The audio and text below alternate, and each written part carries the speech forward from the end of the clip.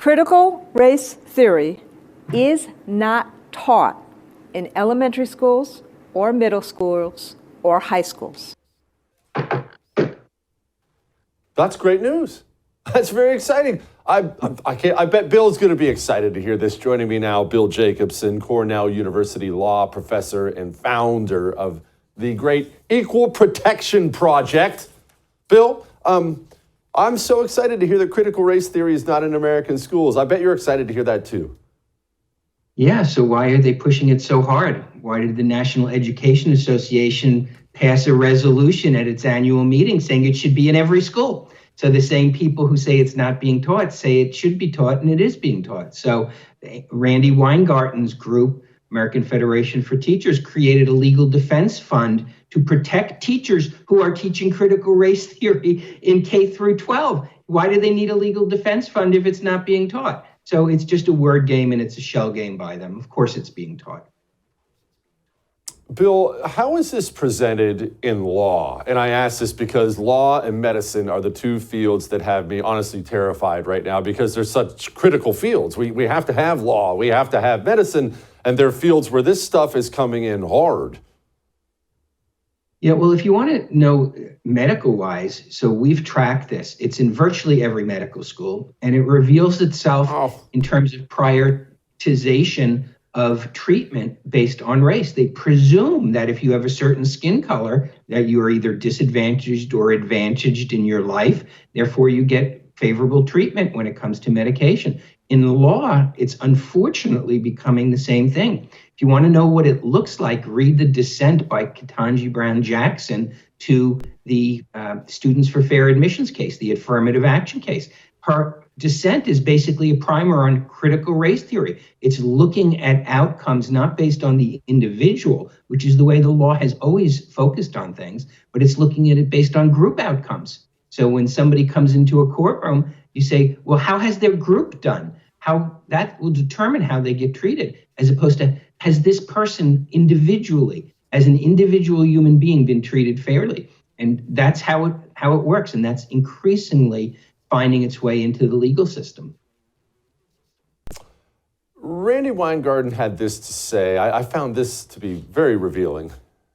Those same words that you heard in terms of wanting segregation post Brown v. Board of Education, those same words you hear today. It's not, I was kind of gobsmacked when I was talking to Southern Poverty Law Center, and they showed me the same words: choice, parental rights, and attempt to divide parents versus teachers. And that point, it was white parents versus other parents.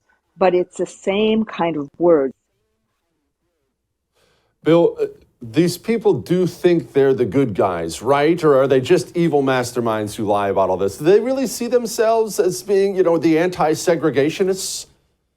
Well, I think they view themselves as the good guys and the good gals here, but it's a warped view of things. I mean, where is school choice and where is homeschooling spreading the fastest? The largest percentage growth in schooling parents are in the Black community. Those are the people who, more than any other group in the country, are saying the public schools are failing our children. So if you look at public schools, and we look at a lot of them, and you look at where there is de facto segregation, where they have affinity groups, where they separate out Black teachers from white teachers, where they separate out Black children from white children or Asian children. It's always the people like Randi Weingarten who are doing it. It's not the other parents. It's not the people who say we want to give people choice. Choice is a matter of freedom, school freedom, and it has nothing to do with segregation. What it had to do 80 years ago, 100 years ago, maybe that was different. I don't know. But in 2023, the school choice movement is a multiracial, cross-racial movement to free children from the tyranny of people like Randi Weingarten. Bill, this student push, are students going left with these professors, or I should say as hard as these professors are, or are you starting to see some pushback against this from students who maybe not even right-wingers, but they just want to get on college campus and they just want to go to school, law school. Yeah, I think that's true. I think, at least in my own experience and my own observations, which I think are borne out by surveys, the faculty is more uniform in its leftism than the students are. Yes, it's absolutely true. Compared to 30 or 40 years ago, students have moved to the left, but not nearly as much as the faculty. At Cornell, where I teach, and at almost every higher tiered school, the faculty is a monoculture of leftism, of progressivism. The students are not that way. There's far more diversity of viewpoint among college students than there are among college professors or college administrators, who are just as bad as the professors. So, and I think there is a backlash. I think there is a pushback. I think the students, or at least many of them, are a lot smarter than we give them credit for. They understand what's going on. They may feel powerless to fight against it. They've kind of got to go with the flow. But yes, I think students completely understand what the game is now with the professors and with the administrators. And they just want to survive and get out of college or get out of law school without nasty things being said about them on the internet that could damage their job prospects. Doesn't that doom us in the end, though? And I'm not blaming them for it, but doesn't it doom us in the end if people really just want to get out and keep their head down and their mouth shut and get out without taking any flack? And you have such an aggressive left that's going to give them flack. Isn't that a losing game for us? Well, it may be, yeah. I mean, I can't say that it's not. I think individuals need to make choices for their own lives. And I never criticize an individual who's fearful of losing a job. I never said, well, you should have spoken out and lost your job. You know, there are tens of millions of people in this country who live paycheck to paycheck. They cannot afford to lose their job.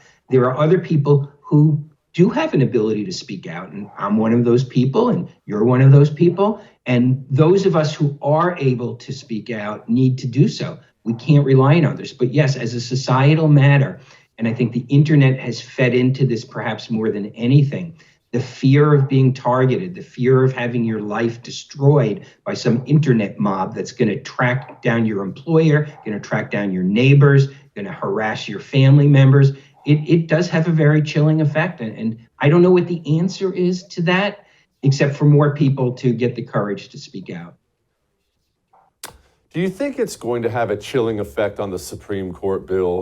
Look, these are human beings. They're flesh and blood human beings. I don't know any of them, but obviously for most people, they're just characters you see on the TV screen or in an article somewhere. Well, there have been already assassination attempts, loud protests in front of their homes. These are people with families. How can that not sway somebody? I think it has to. I mean, and that's been a tactic that is not new. You remember during the Obamacare debate in 2012, Barack Obama and other Democrat politicians put a lot of pressure on the Supreme Court. And reportedly, we don't know it for a fact, but reportedly that swayed John Roberts to vote for Obamacare, to find that it was a tax. It was authorized by the tax provisions, taxing code of the Constitution. So that is a pressure tactic, and the left uses it very well. So absolutely, the things that are going on now with organized campaigns to organize protesters outside justices' houses, I mean, that's really unprecedented. And I know it's a point you've made a lot. The left uses everything at their disposal to shut down opposition. And if that means sending protesters to a Supreme Court justice's home, they're going to do it. If that means attacking people on the internet, like they're doing now with Clarence Thomas and Alito, this campaign claiming they're corrupt when they're not, they will use everything they have. And the right is just not as effective at pushing back. I'm not saying we're not effective at all, but not as effective as the left.